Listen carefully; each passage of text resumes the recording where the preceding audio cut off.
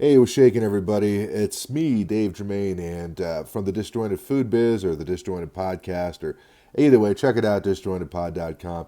This video, why I wanted to make, it was concerning some of the new gig jobs that I've been trying out for the past, one for a couple of months, the other one for the past couple of days, and so far I can want to talk about the differences between DoorDash and versus Uber Eats. I've watched a couple of videos on what other people were talking about, and how and the money they're making, and this is just coming from somebody who's worked in the business for a while, at least in the restaurant business, and also as a cabbie as well. There's two things to factor in when he's doing these gig jobs, right? One of them is how much money that you're making. The other one is how much that you're keeping. Okay, so I'll go through some of the pros and cons real quick between DoorDash and Uber Eats. Up front, DoorDash is going to look like it's a lot more money. Okay, $6, 5 to 6, depending on where you're doing DoorDash or what part of the city you're in. $5 per order plus you get to keep the tips, and people tip. Usually I think before they even order the food. So there are times that I've made over $50 within an hour's worth of rides or of deliveries with DoorDash. Okay, so there is good money to be made there. That's the good side. Okay, the downside for actually, I'll go with the. I won't go to the bad side just yet. Uber Eats, you don't get. There are no tips with Uber Eats.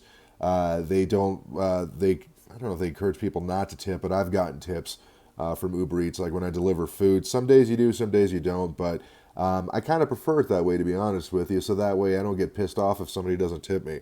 Which I've been doing food service for a long time, man. That's just got to happen. They're already paying a pretty high premium to get their food delivered. So if they don't give me an extra dollar or two, I'm not going to get too pissy about it. But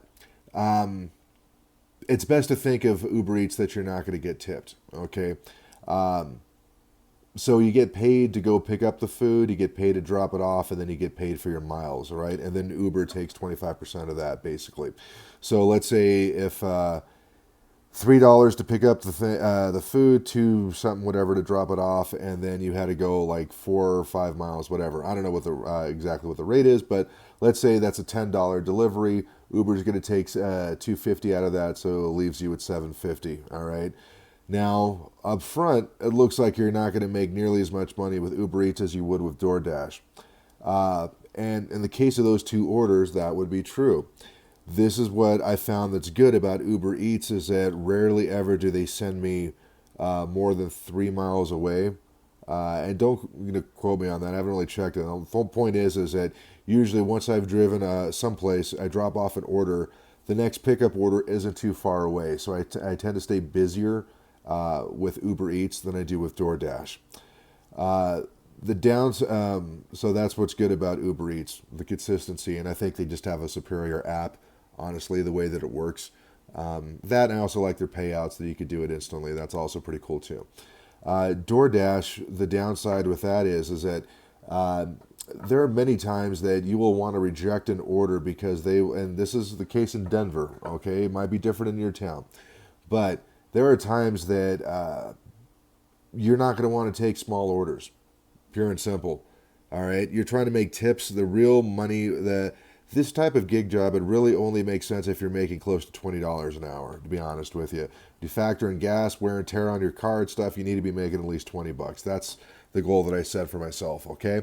So, because of that, what'll happen is let's say I will drop off an order with DoorDash and then I get another order right afterwards. But the thing is, that is like 5 to 6 miles away. And in a city like Denver that doesn't have freeways all over, it's going to take me, 15 to 20 minutes to get over there, right? Well, that's perfectly fine if, let's say, it's for an Outback Steakhouse or for like an Olive Garden and it's a family order. So you can figure 4 entrees at about 15 to 17 bucks a piece. You're going to be making, whatever tip percentage of that. It's going to be pretty badass, okay? That's good. Be more than willing to take the trip for that. But when it's for an $8 McDonald's order that's like 5 to 6 miles away, you're not going to be making it, even if they leave 20% off an $8 order, it's just not worth it. So what happens is that you end up starting to reject more and more orders with DoorDash. At least that's what I did. And once you go below 75%, you're off the list of getting the big orders at that point. So that's the way that they encourage people to accept every order. That is kind of bullshit, because you're not always going to accept an order, and no matter how good of a delivery person you are, over time you're eventually going to go under that 75%.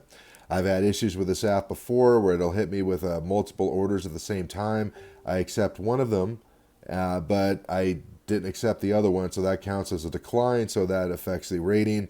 I contact customer support, and they're like, yeah, there's nothing we can do about it. So apparently nobody at DoorDash knows exactly how their app works, and I've been more frustrated with that than I have with Uber Eats. Now, that being said, I haven't been doing Uber Eats for so long. I'm sure I'm going to find some stuff about that I don't like.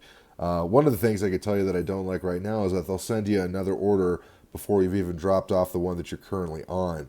So in my case, like last night, it's kind of late. I want to go home, so I'm dropping off this last order, but then they send me another one before I even drop it off. And so I'm like, no, I'm going offline, and that counts as a decline. So, those little things. They're running a business. I get that, but, it's a tough thing, the whole gig thing. I recommend having an actual day job.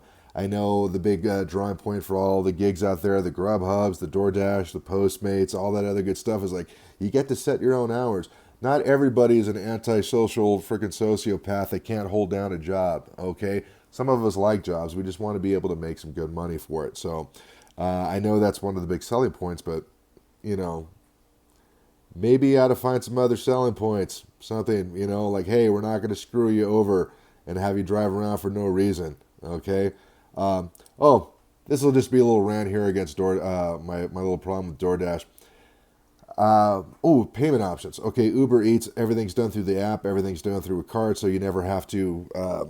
the only people that you're going to be taking orders for Uber Eats are people who have, or restaurants that have accounts with Uber Eats. That is a big plus, okay? DoorDash, in order to compete, what they're doing is they're trying to get as many restaurants as possible. That is going to bite them in the ass, because they end up getting so many orders where they don't have enough drivers. And because they're wanting to take as many orders as possible, they will take an order as low as $6, which no driver is going to want to pick that up. And then as a point, it's just a big, massive shitstorm. So, yeah. I think that's all I have to say about that. So either way, those are my thoughts on it. If you guys have any other questions or comments and stuff like that, or want to know a little bit more about some of the other food biz episodes I do, go to check out DisJointedPod.com. Check out the podcast. This past week I had Thor Marquet on there. We talk a lot about franchises, about gig jobs, and a bunch of other cool stuff too. So I think you guys will dig it, and thank you for listening. So bye-bye.